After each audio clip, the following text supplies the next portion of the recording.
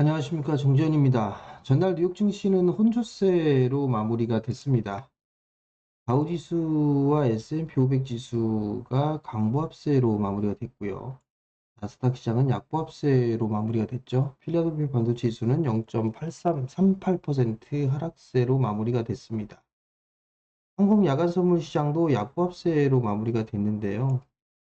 어느 정도 이제 관세에 대한 부분들은 어느 정도 마무리가 됐다, 그렇게 보여집니다. 나스닥 시장을 보게 되면 지금 이 하락폭의 절반 정도의 되돌림, 그 자리대가 17,500선 언저리입니다. 이 자리대까지는 어느 정도 올라차 있는 그런 모습들이죠. 관세에 대한 얘기들이 나오고 나서 밀려 내려왔다가 등락을 거듭해주는 그런 모습들을 보였었고, 어느 정도 올라왔습니다. 단기적인 추세로 보게 된다라면 61선 언저리대인 지수로 보게 되면 나스닥 시장 기준으로 18,000포인트 정도는 열려있는 그런 상황이지만, 여기에서는 조금 조정을 받고 난 이후에 움직이는 그런 모습들이 나오지 않을까, 그렇게 예상을 하고 있습니다. 빅테크 기업들, M7 기업들이 약한 그런 모습들을 보였었고요. 대신에 올라가지 못했던 그런 종목들이 상승을 해주는 그런 모습들을 보였습니다. 긍정적인 거는 하락에 대한 추세선을 돌파를 해주고 난 이후에 조정을 받는 그런 부분들이기 때문에, 조정을 받는다라면 다시 상승을 해주는 그런 모습들은 충분히 나올 수 있다라고 봐야 될 것 같고요. 여기에서 뭐 조정을 받는다고 하더라도 뭐 큰 폭의 조정은 없지 않을까, 그렇게 보여집니다. 한국 시장으로 보게 된다라면 거래소 코스피 시장 같은 경우도 제법 많이 올라왔죠. 미국 시장보다는 상당히 버티는 그런 모습들을 보였습니다. 요 갭자리대를 메꾸고 난 이후에, 그리고 나서 지금 숨고르기가 진행되는 그런 모습들이 나와주고 있는 그런 상황들이죠. 요 갭을 메꾸고 난 이후에 추가적인 상승 시도가 나오게 된다면 여기도 갭이 하나 있는 그런 상황들이죠. 요 자리대가 2600포인트대입니다. 다이렉트로 가는 것보다는 한 번쯤은 조정을 받고 난 이후에 상승을 해주는 그런 모습들이 좀 더 좋지 않을까 싶습니다. 어느 정도 이제 관세에 대한 얘기들을 계속적으로 할 수는 없을 거예요. 그럼 뭔가 다른 부분들이 좀 있어야 되지 않을까 싶은데요. 이 부분들은 좀 지켜봐야 될 것 같고, 어찌됐든 지수상에 있어서는 제법 많이 올라왔으니 조정을 좀 기다리는, 뭐 눌림목이라고 표현을 할까요? 눌림목을 기다리는 그런 전략이 좋지 않을까 싶습니다. 그렇다고 해서 보유하고 있는 종목군들을 극단적으로 다 매도를 하고 여기에서 뭐 현금을 100%를 만들고 이런 부분들은 아닙니다. 여전히 시장에서는 추세적으로 상승을 해주는, 상승 추세를 그리고 가는 그런 종목군들이 있는 반면에, 하락을 하고 난 이후에 바닥을 만들어가는 그런 모습들이 나오고 있는 그런 종목군들이 있죠. 그러다 보니 지금 이쪽 상승 추세에 대한 종목군들, 그리고 비추세한 종목군들이 순환매가 좀 나와주고 있는 그런 상황들입니다. 그렇기 때문에 뭐 100%의 현금을 만들어가는 거는 그렇게 옳지는 않은 것 같고요. 단기적으로 포지션을 봤던 부분들의 종목군들 같은 경우는 일부 현금을 좀 만들어 놓는 그런 전략이 좋지 않을까, 그 부분들을 말씀을 좀 드리는 겁니다. 여전히 대선 정책에 대한 부분들, 정책주들을 좀 관심 있게 봐야 되지 않을까, 그렇게 생각을 하고 있습니다. 우선 지금 보게 되면 뭐 예를 들어서 정책주들을 보게 되면 지금 이런저런 얘기가 나오고 있는데, 뭐 출산이라든가 아니면 뭐 STO, 뭐 일자리, 뭐 이런 기업들이 있을 거예요. 이런 기업들 같은 경우는 시세에 대한 연속성이 떨어집니다. 그렇기 때문에 이런 쪽보다는 정부 쪽에서 큰 부분들을 가지고 있는 그런 정책이 좋을 거고, 국내에 국한되어 있는 것보다는 전 세계적으로 추세가 좀 만들어지고 있는 그런 섹터들이 더 유리하다.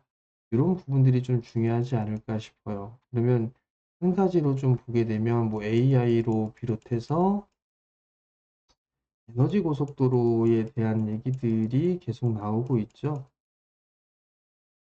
이쪽의 섹터들만 하더라도 상당히 테마가 많습니다. 섹터가. 우선적으로 보게 되면 신재생 에너지, 뭐 태양광, 풍력, 뭐 이런 쪽을 좀 볼 수가 있겠죠. 거기에다가 ESS 쪽도 볼 수가 있겠죠. 그럼 결국 이 부분들은 2차 전지까지도 연결이 좀 될 수가 있을 거고요. 그리고 여기에서는 전력에 대한 부분들이 생길 수가 있겠죠. 그렇게 되면 여기에서 스마트 그리드도 포함이 되겠죠. 이런 부분들 섹터들이 많이 남아있는 그런 사항들이기 때문에 일단 이런 섹터들의 눌림목을 기다리는 게 좋지 않을까 싶습니다. 여러분들한테 말씀을 좀 드렸던 부분들은 하나솔루션 같은 경우들을 말씀을 드렸었죠. 하나솔루션을 말씀을 드리고 난 이후에 이 구간에서 50%가 넘게 상승을 했습니다. 많이 빠져있는 그런 상황들이지만 이슈에 맞물리면서 단기에 큰 급등이 나와주는 그런 모습들이죠. 상승 추세에 대한 부분들 같은 경우는 트레이딩 관점, 추세적인 관점으로 봐야 되지만 정책적인 부분들에 있어서는 단기적으로 이렇게 추세를 전환해주는 그런 모습들이 나올 수가 있습니다. SK 이터닉스 같은 경우도 바닥 권역에 있는 그런 상황들이었었고 이게 50%가 넘는 수익을 안겨줬죠. 이런 것처럼 바닥 권역에 있는 그런 종목군들이 흐름들이 좀 나올 수 있는 그런 상황들입니다. 그렇기 때문에 정책주들은 눌림목을 좀 활용한 그런 매수 전략이 좋지 않나 그렇게 보여집니다. 지수를 좀 보게 되면 잠깐 그 소형주 단에 있어서 정고점 권역이죠. 이게 일요일날 공개방송 때에서도 해드렸던 부분들인데 정고점 권역이 왔기 때문에 좀 조정을 받을 수도 있습니다. 그러면은 요 언저리 때 61선 언저리 때 21선 이제 올라오고 있으니까 요 언저리 때까지는 조정을 받을 수가 있을 거예요. 그러면 요 조정을 활용해서 매수를 해보는 그런 전략이 좀 좋다. 그 점을 좀 말씀을 드리고 싶고요. 그리고 최근 들어서 종목군들을 좀 보게 되면 이제 뭐 순환매가 나와주고 있는 그런 사항들인데 낙폭과대형 종목군들, 낙폭과대형 종목군들이 상승을 해주고 있는 그런 모습들을 보여주고 있어요. 뭐 예를 들어서 보게 되면 화장품주들 같은 경우도 괜찮죠. 근데 아모레퍼시픽 같은 경우는 이미 올해 이제 바닥을 치고 나서 10만 원 언저리 때 있다가 12만 원대까지 상승을 해주는 그런 모습들을 보였었죠.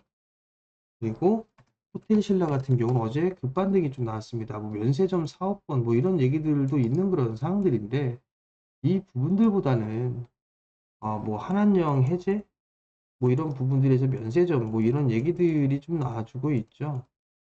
그 부분들보다 관광객에 대한 부분들, 관광객이 증가를 하고 있는 그런 부분들이기 때문에 숙박 쪽에 있어서 개선될 수 있지 않겠느냐라는 부분들이 더 맞지 않나 싶습니다.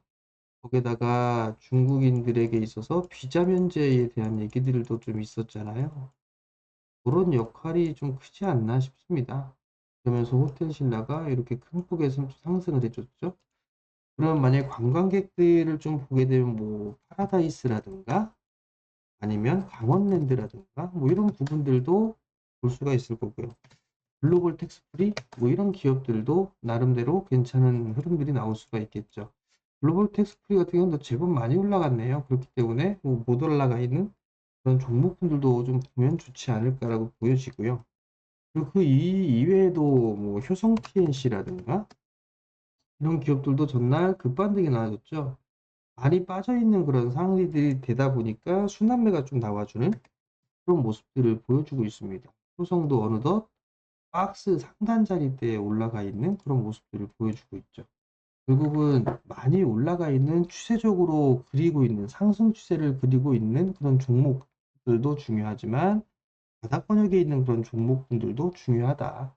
그렇게 좀 봐야 될 것 같습니다. 오늘도 여전히 이슈거리들이 있습니다.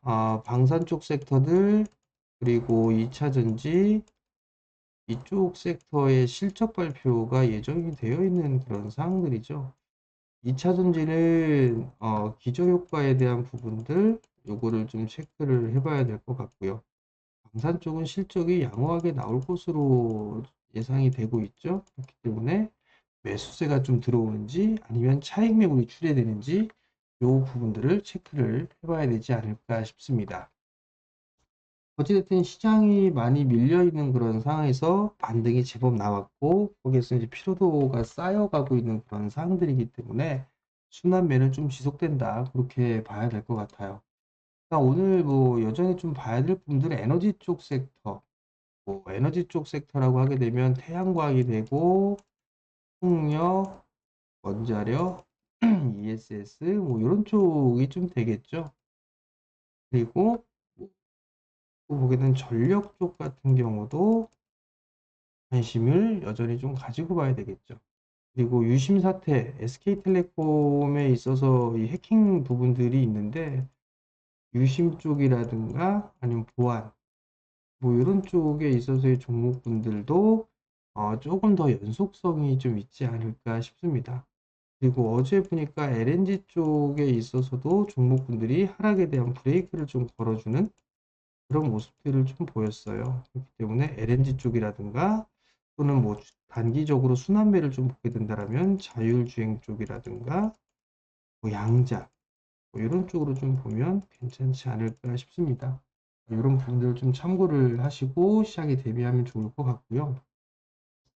지수는 조금 조정을 받을 수가 있을 거예요. 그러니까 5월 달에 연휴도 좀 있는 그런 상황들이죠. 그러니까 이번 주부터 다음 주 5월 첫째 주 정도 때까지는 흐름들을 조금씩 지켜보면서 분할 매수를 포인트를 어디에서 할까 요거를 좀 생각을 하면 좋지 않을까, 그 점을 좀 말씀을 드려보도록 하겠습니다. 자, 제가 영상을 계속적으로 올려드리고 있죠. 그리고 이 하단에 보게 되면 제가 소통할 수 있는 공간을 만들어 놨습니다. QR코드로 보시면 될 것 같고요. 이 영상의 부가적인 설명, 이 밑에 보면 부가적인 설명이 좀 되어 있는데 그쪽을 참고해서 들어오셔도 될 것 같고요. 그 다음에 이쪽으로 QR코드를 찍고서 들어오셔도 될 것 같습니다.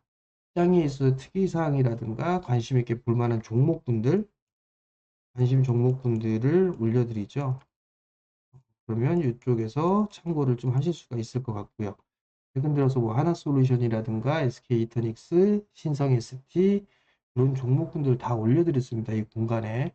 그러니까 많이들 참여하시고요. 성공 투자하시고, 그리고 저녁 때 공부방도 하니까 구독 신청 그리고 알림 설정 부탁드리도록 하겠습니다. 자, 오늘도 성공 투자하시고요. 저는 다음에 다시 찾아뵙도록 하겠습니다. 마치겠습니다.